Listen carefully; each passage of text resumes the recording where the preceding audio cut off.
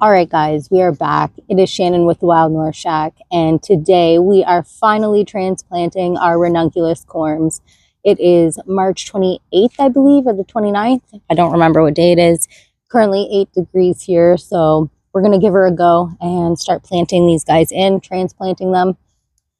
And yeah, it's time. We're about 2 weeks behind schedule here, unfortunately, here in Zone 6A, Canada. The weather is just not wanting to cooperate with us. So unfortunately, we are behind, but today is the day we're going to transplant them and follow along on that journey. So let's go. So the last video I showed you guys the top of this polytunnel for my ranunculus bed.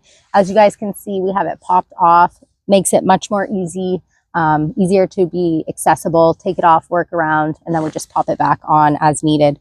So we're going to go ahead, we're going to dig holes for these. Thankfully, I have the drill now with the little auger piece, makes it way easier.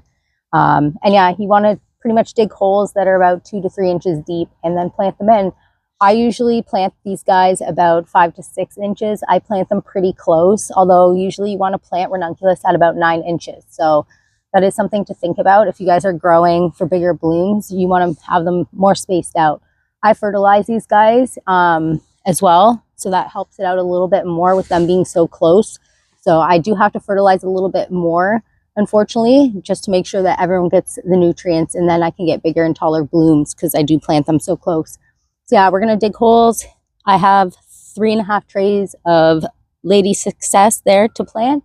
I don't know how many ranunculus there are. Unfortunately, I'm not going to count them in this tray.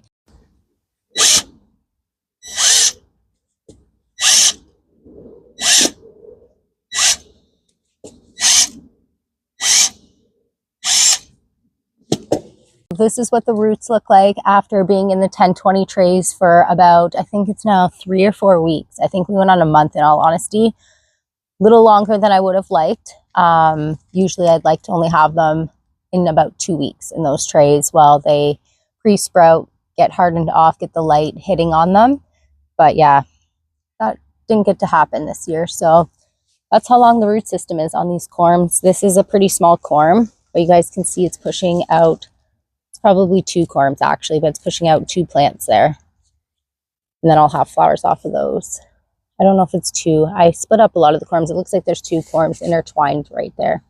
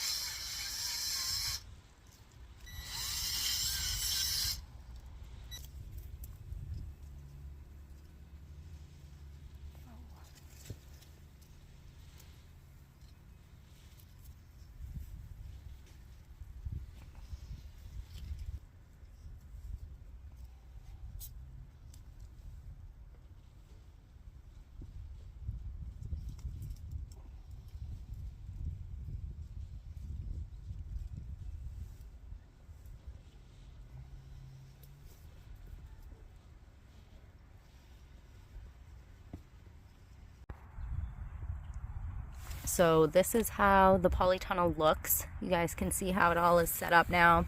I just use pieces of wood basically to prop it up. Some people will use the hinges like I said, and then obviously prop it up with other ways. And then yeah, it allows me to shut this polytunnel as needed. So usually at nighttime I end up shutting it depending on the weather there. And then I add frost cloth as needed. So this week I don't need frost cloth, which is nice. I think most temperatures at night are going to be above 5, and then throughout the day about 15. It's supposed to rain a lot this week. But we will stay tuned and we will find out.